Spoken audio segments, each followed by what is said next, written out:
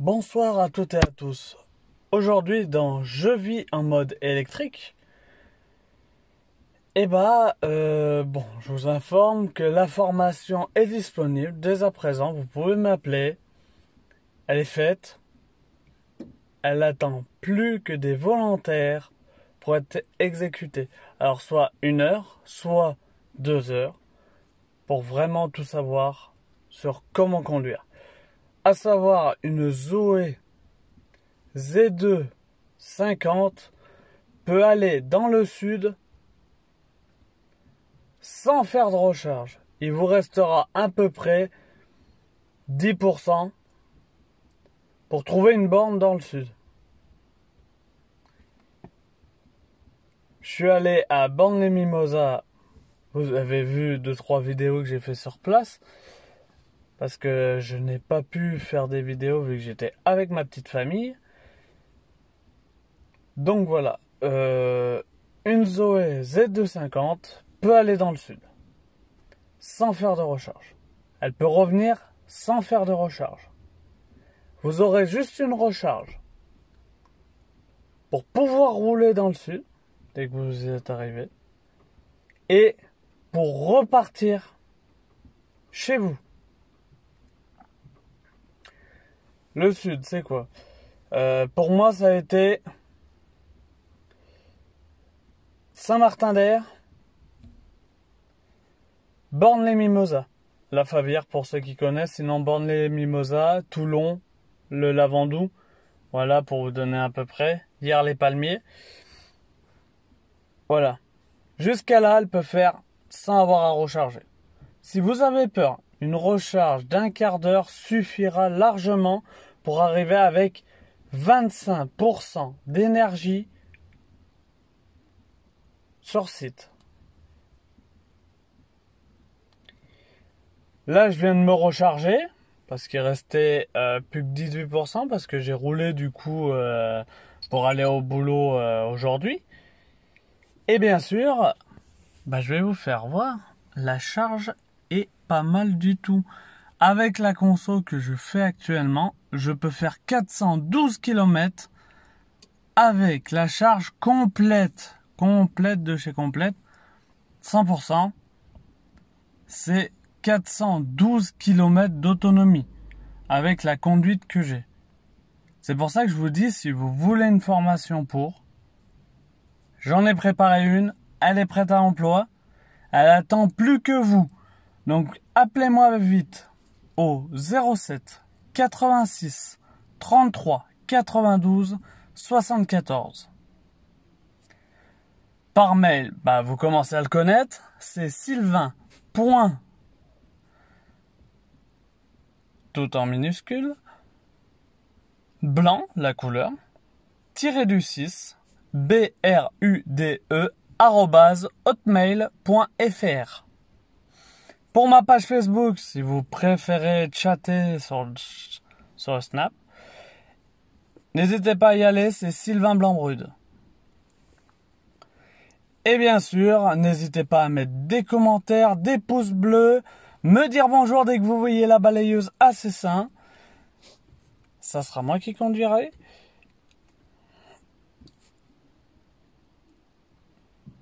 Donc, n'hésitez pas à mettre aussi vos commentaires. C'est fait pour. Vous pouvez avoir des choses que vous comprenez pas, n'hésitez pas à me contacter. Il n'y a pas de souci, je serai toujours à votre écoute. Si vous ne m'avez pas, vous me laissez un petit message et moi je vous rappellerai pour en discuter. Donc voilà, là je vais vous prendre une petite photo de l'écran avant de partir et je vais filmer un petit peu ma route pour rentrer chez moi. Allez, à bientôt pour de nouvelles vidéos. Et c'est parti, nous allons rentrer jusqu'à chez moi. Je vais essayer de pas être trop long, parce que le but c'est pas non plus de vous endormir.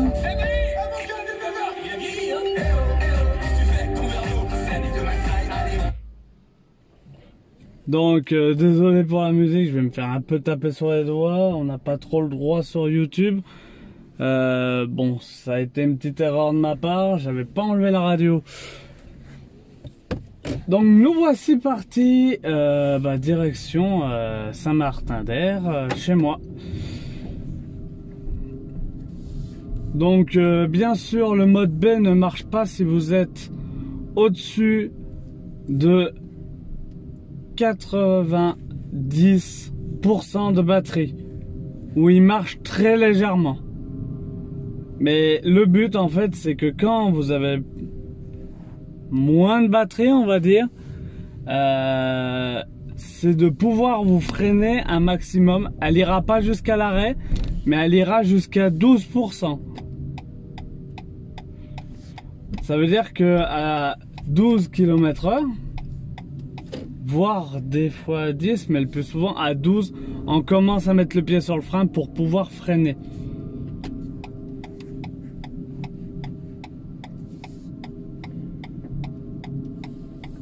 Donc ma conso moyenne est de 11 kWh.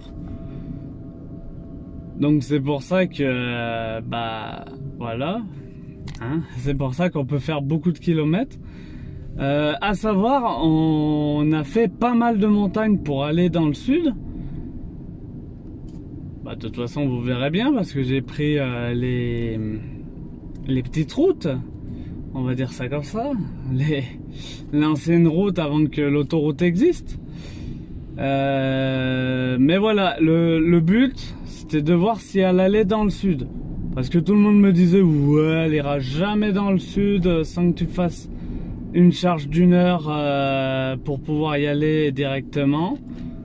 Donc voilà, en fait on est dans l'obligation de se dire la vérité. Elle peut aller dans le sud.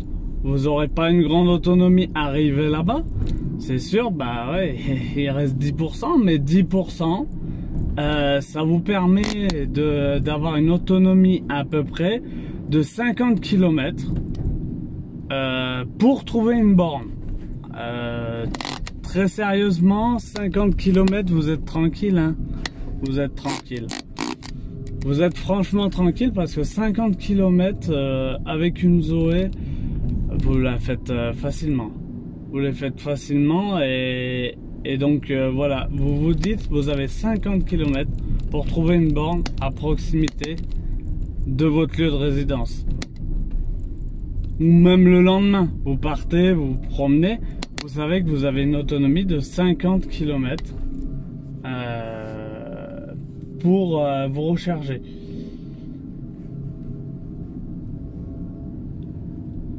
Moi le petit conseil c'est quand même, si vous vous arrêtez pour manger un bout, parce que ça fait quand même 5 heures de route, hein. Ça fait 5 heures de route par les petites routes. Par les petites routes, 5 heures de route, c'est pas mal de s'arrêter manger par exemple entre midi et 2, ou le soir, si vous partez le soir très tard, manger sur la route. Au moins ça vous permet de recharger la voiture sans que ça vous bloque. Ça veut dire sans que vous faites un arrêt exprès pour ça. Au moins vous arrivez là-bas, vous avez les 3/4 de l'autonomie. Puis voilà, vous embêtez pas en fait à chercher la borne là-bas. Vous savez que vous avez les 3/4, donc à peu près 300 km d'autonomie dès que vous arrivez là-bas. Ça c'est le top du top. Si vous pouvez faire ça, c'est le top du top. Sinon, en effet, elle peut aller jusqu'à là-bas. Donc n'hésitez pas à faire sans recharger. De toute façon, le but c'est de ne pas recharger tout le temps.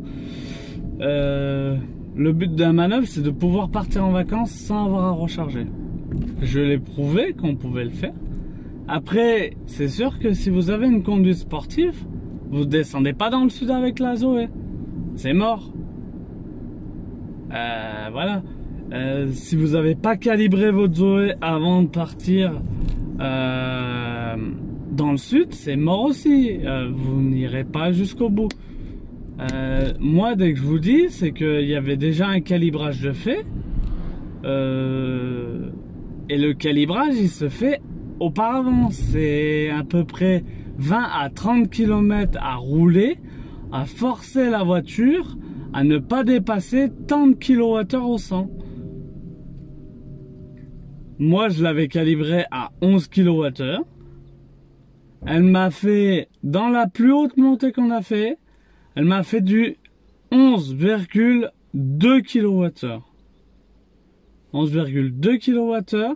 On a roulé comme des barbares, hein, le mode éco. On a tout oublié, comme je vous ai dit. Dès qu'on est en montée, on oublie tout. Mais vu qu'elle était calibrée, elle n'est pas montée plus haut que ce que je l'avais calibré.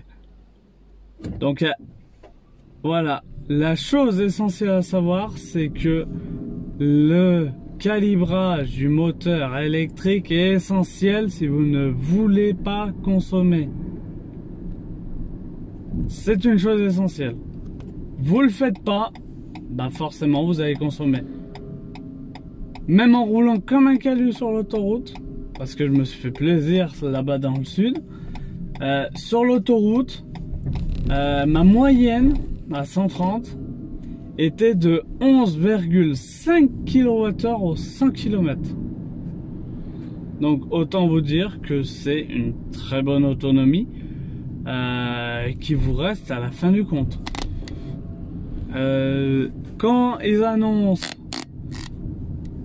391 km, je ne suis pas d'accord avec eux. Elle peut faire plus. La preuve, c'est que là, on peut faire 412 km en roulant correctement, en respectant les limitations de vitesse. Et encore, je suis pas parfait, hein. Les zones 30, je vous avoue que les zones 30, ça m'arrive de les passer plus vite que 30. Mais ça, c'est comme tout à chacun. Tant qu'on se fait pas avoir, bah tant mieux quoi. Mais voilà, à part les zones 30, voilà, si vous respectez toutes les limitations et si vous faites correctement les accélérations et tout ça, vous n'aurez aucun souci pour descendre dans le sud. Mais l'essentiel, c'est de calibrer le moteur électrique pour lui donner un ordre. C'est un ordre que vous donnez à votre véhicule pour, et c'est pareil sur les véhicules essence ou diesel, même hybride, il faut le calibrage moteur. Le calibrage moteur, c'est tout ce qui fait que vous n'allez pas consommer plus que ce que vous lui avez demandé de consommer. Elle va toujours consommer plus. Vous prenez de l'autoroute pendant 6 heures, c'est sûr que là, déjà d'une, bah, vous aurez à recharger. De deux, bah, vous roulez à 130, hein. Je connais rarement du monde qui va rouler à 110. Quoique maintenant, on va être obligé. Donc ça va être pas mal pour tout ce qui est véhicule électrique. Ou diesel, ou essence, hein. C'est pareil, hein. Moins tu roules vite, moins tu consommes. C'est la base d'une voiture. Mais voilà, dans l'ensemble, le calibrage moteur est obligé d'être fait si vous voulez faire beaucoup de kilomètres.